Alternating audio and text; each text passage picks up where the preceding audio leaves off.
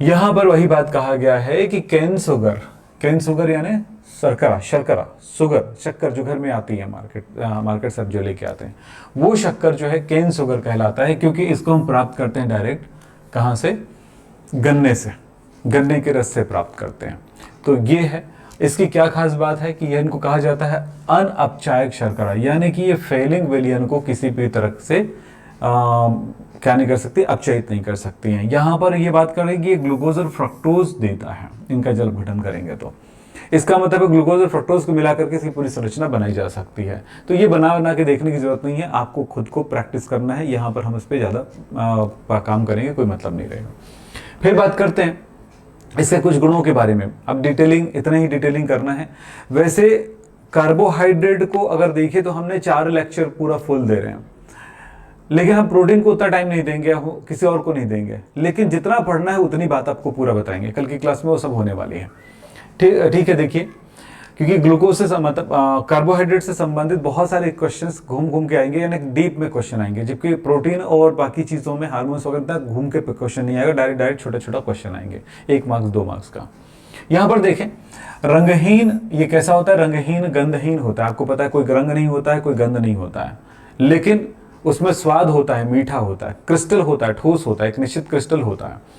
इसका गलनांक 185 से 186 डिग्री सेल्सियस तापमान आसपास होता है, उसमें पिघलती है यह जल में बहुत अधिक घुलनशील है। अल्कोहल में अल्प विलेय होता है, ईथर में अविलेय होता है, या दूसरे कार्बनिक विलायकों में अविलेय होता है। पेट्रोल वगैरह नहीं घोल सकते इसको।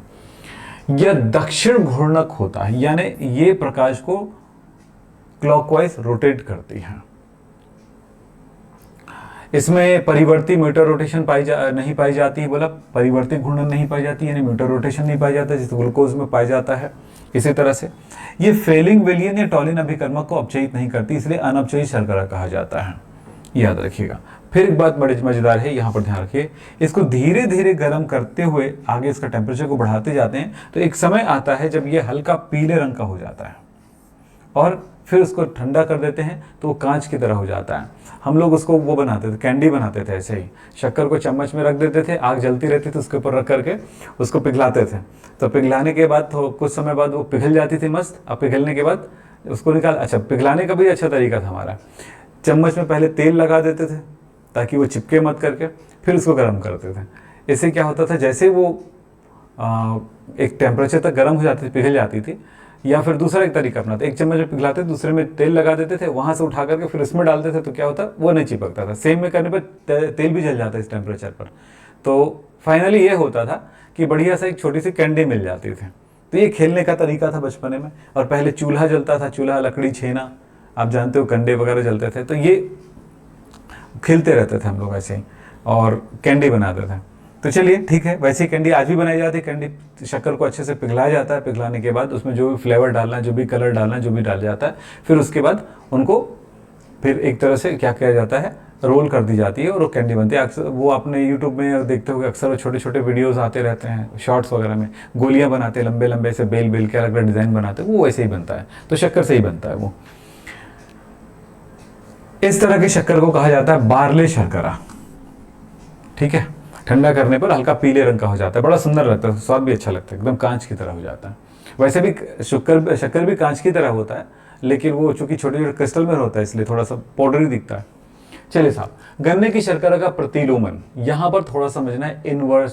इन्वर्टेज शर्करा, इन्वर्शन का मतलब क्या होता है? इन्वर्शन का मतलब होता है कि वो डी और एल में 2 प्रकार में टूट जाती है। अब यहाँ पर थोड़ा सा मैं आपको ये बताना चाहूँगा, गन्ने की शर्करा को इन्वर्टेज एंजाइम के साथ तोड़ेंगे या अम्ल की उपस्थिति में तोड़ेंगे तो ये क्या बनाता है, देखो, डी ग्लूकोज तथा डी फ्रक्टोज का निर्माण करता है। यानी अगर मैं सुक्रोज है C12H22O11 को लेकर के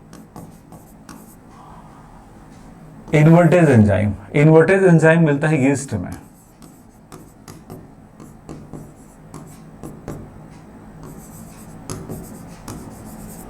इस एंजाइम की उपस्थिति में टूट जाता है C6H12O6 प्लस C6H12O6। ये ग्लूकोज है और ये फ्रक्टोज है। तो इस तरह से टूटना कहलाता है इन्वर्शन कहलाता है। सम अणुक मात्रा में मिश्रण प्राप्त होती है ग्लूकोज और फ्रक्टोज का।